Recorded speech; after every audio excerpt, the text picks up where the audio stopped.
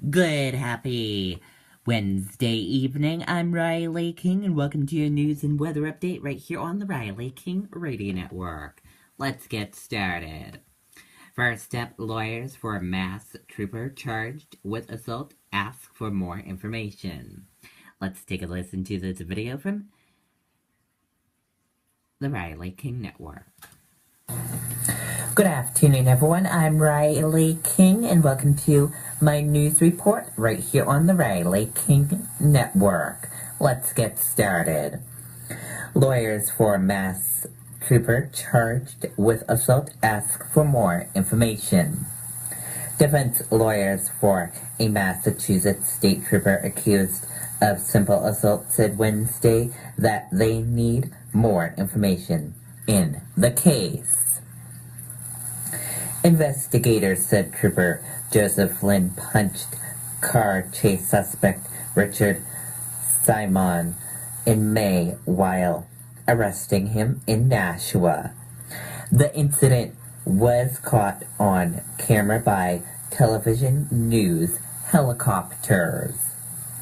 Prosecutors said Flynn had unparalleled contact with Simon by striking him on his back and on the right side of his body. But the defense argued in a hearing Wednesday that the state should be forced to specific which blows that it believes were illegal. Prosecutors objected to the defense request, saying that the indictments gave the defense enough information and are specific enough. The defense contended that Flynn was justifying in striking Simon because Flynn was acting in his capacity as a state trooper at the time. And that does it for my news report right here on the Riley King Network. I'm Riley King reporting for the Riley King Network. I hope you all have a great rest of your Wednesday. Goodbye, everyone. Okay, and there you go on that report. Officials work to educate town after bedbugs found in Farmington schools.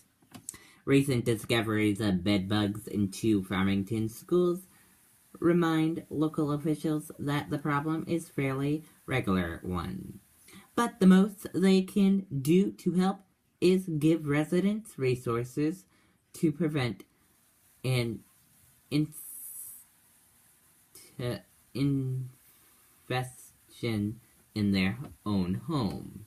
According to Foster.com, the superintendent of Farmington Schools sent out a letter to parents notifying them that bedbugs were found in Farmington High School and neighboring Valley View Community School. However, students say they saw bedbugs in the high school as recently as 2 weeks. Students returned to school on Tuesday after being off the holiday. Wood added he didn't think it's a serious issue, but hopes it doesn't persist. Town officials said this isn't the first time bedbugs have been found in the school and have had similar incidents in recent as last year. However, there haven't been institutions within the school themselves. Carroll, also the president of New Hampshire Health Official Association, he said state law prohibits both the town and schools from helping families get rid of bedbugs. The state law is HB 482, also known as bedbug law. It leaves responsibility exterminating bedbugs to property owners, landlords. It also suggests renters having trouble getting their landlords to do so should contact New Hampshire Legal Aid at or private attorney. Caporal said what he and school officers can do is provide resources to advance for killing bed bugs and humor at them that have them. But the town has several places of advance for doing so.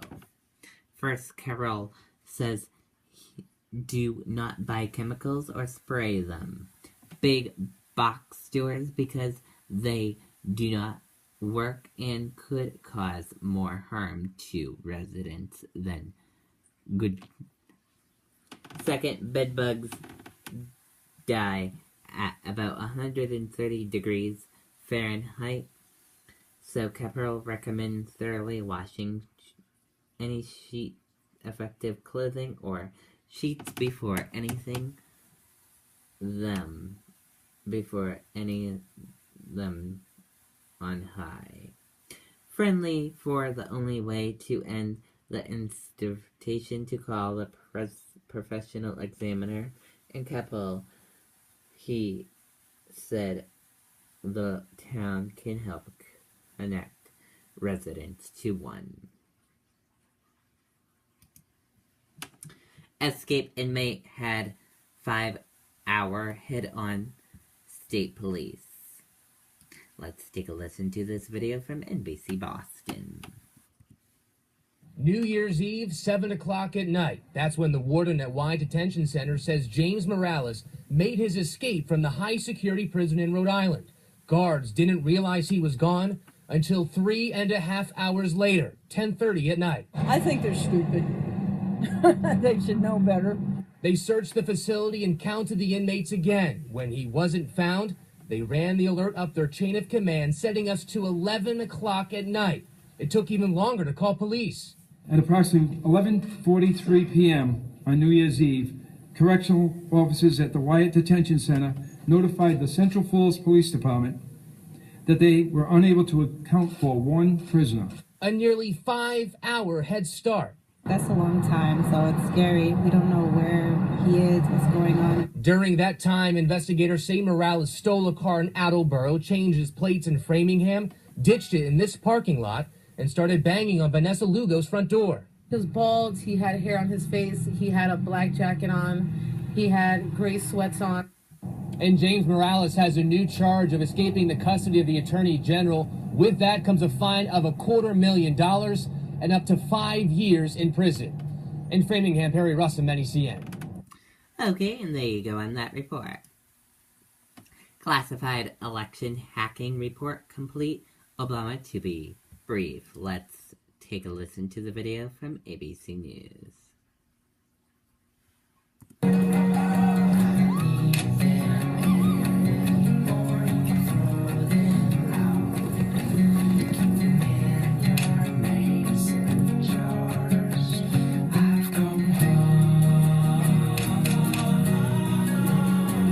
Share great images instantly. I am what I share. I am the D3400. I am Nikon.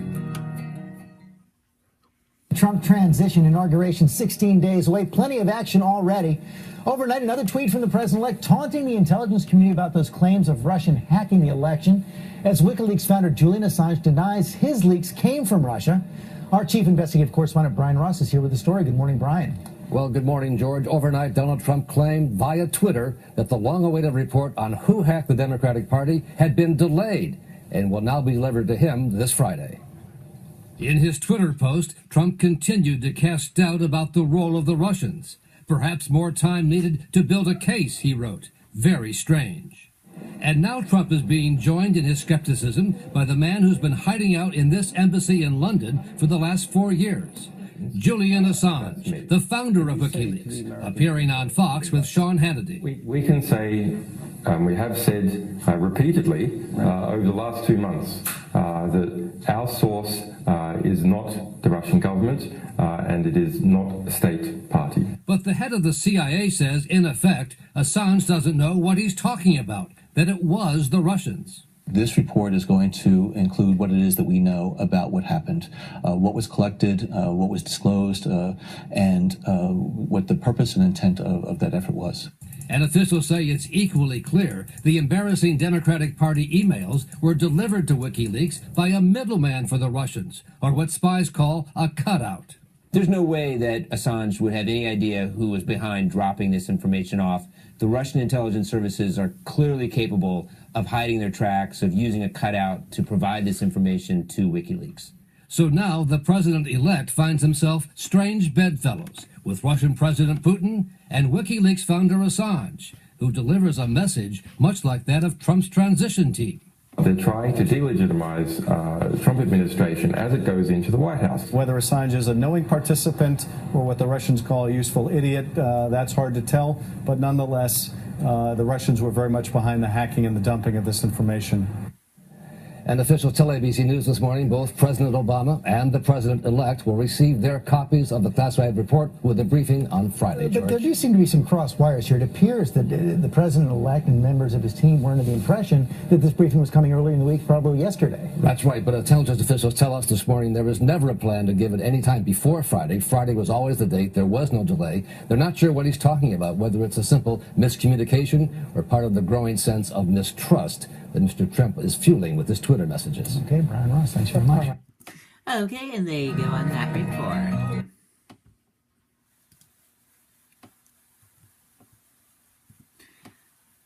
Dow closes within 100 points of 20,000 after Fed minutes are released. U.S. stocks closed higher on Wednesday with consumer discretionary and materials leading as investors designated the Federal Reserve's December meeting minutes. School officer body slams girl. Let's take a listen to the video from CNN.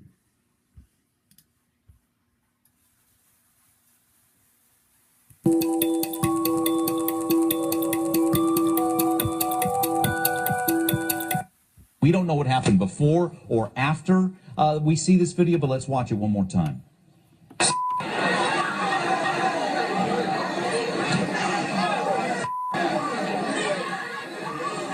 So there it is. And again, you'll hear her account in just a moment. Just sitting down on the other side of the cafeteria, and then I see a big altercation. Then I run so fast, and then I see my sister fighting, and then I see them both on the ground, and I'm trying to get my sister, and then people are like pulling me off, and I'm like, you guys need to get off of me because I'm trying to help my sister. And he picked me up and then slammed me on the ground, and I was out for a bit. And then that's when I got up, he got up, and then we went to his office. All right, so there you hear it again, and you see here it's Rollsville High School. That's just northeast of Raleigh. The school's looking into it. Here is their statement saying, and this is from the principal of the high school, I, like many of you, am deeply concerned about what I saw in the video. The safety of our students is always our first priority. So that is from the principal. Rollsville Police Department looking into this as well. Here is their statement saying, we will work diligently to review any and all pertinent information so that we provide an accurate account of the events. And this police department is asking the North Carolina State Bureau of Investigation to conduct a third-party review as well, Robin. So a lot of entities looking into this. Okay, and there you go on that report. And now time for your weather. Your weather for tonight, mostly clear skies and colder, lows around 20. And that does it for your news and weather update right here on the Riley King Radio Network. I hope you all have a great rest of your Wednesday night. Good night, everyone. Bye.